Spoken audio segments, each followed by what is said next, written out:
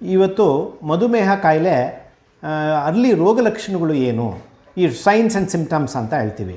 ರೋಗ ಲಕ್ಷಣಗಳು ಏನೇನು ಆಗುತ್ತೆ, ಒಂದು ಎಕ್ಸೆಸಿವ್ ಜಾಸ್ತಿ ಹೋಗೋದು, ನೀರು ಜಾಸ್ತಿ ಕುಡಿಬೇಕು ಅನಿಸೋದು, ಧಾವರ ಜಾಸ್ತಿ ಆಗೋದು, ಸುಸ್ತಾಗೋದು, ಇಲ್ಲ ಬಾಡಿ ವೆಯ್ಟ್ ಕಡಿಮೆ ಆಗೋದು, ಕೈ ಕಾಲು ಜುಮು ಜುಮು ಜುಮು ಅಂತ ಹೇಳೋದು, ರಾತ್ರಿ ನಿದ್ದೆ ಬರ್ದಿಕ್ಕಾಗೋದು, ಇವೆಲ್ಲ ಮೇಯ್ನು ರೋಗ ಲಕ್ಷಣಗಳು ಡಯಾಬಿಟೀಸ್ ಇಲ್ಲ ಮಧುಮೇಹ ಕಾಯಿಲೆದು. ಈಗ ಅರ್ಲಿ ರೋಗ ಲಕ್ಷಣಗಳು ಡಯಾಬಿಟೀಸಲ್ಲಿ ಏನೇನು, ಒಂದು ಜಾಸ್ತಿ ಹೋಗುವಂಥದ್ದು, ರಾತ್ರಿ 2 ಸಲ ಹೋಗ್ತಾ ಇದ್ದೀನಿ ಸರ್ ಯೂರಿನ್ ಅಂತ ಹೇಳೋದು.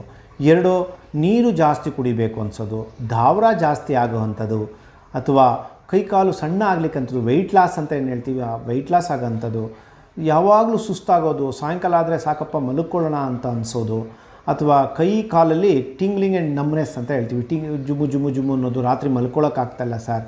ಈ ಥರ ನಮಗೆ ಪೇಷಂಟ್ಸು ಬೇಗ ಅರ್ಲಿ ಸಿಮ್ಟಮ್ಸ್ ಅಂತ ಹೇಳ್ತೀವಿ, ರೋಗ ಲಕ್ಷಣಗಳು ಬೇಗ ಕೊಡ್ತಾರೆ. ಸೊ ಯಾವುದೇ ಪೇಷಂಟ್ ಈ ಥರ ಸಿಮ್ಟಮ್ಸ್ ಬಂದರೆ ದಯವಿಟ್ಟು ನಿಮ್ಮ ತಜ್ಞರನ್ನು ಕಾಣ್ಬಿಟ್ಟು ದಯವಿಟ್ಟು ಒಂದು ಬ್ಲಡ್ ಶುಗರ್ ಪರೀಕ್ಷೆ ಮಾಡೋಕ್ಕೆ ಒಂದು ಪ್ರಯತ್ನ ಮಾಡಿ. ಮಧುಮೇಹ ಕಾಯಿಲೆ ಯಾಕೆ ಬರ್ತಾ ಇದೆ, ಇವತ್ತು ಮಧುಮೇಹ ಕಾಯಿಲೆ ಹೆಚ್ಚಳ ಯಾಕೆ ಆಗ್ತಾಯಿದೆ? ಈ ಮಧುಮೇಹ ಕಾಯಿಲೆ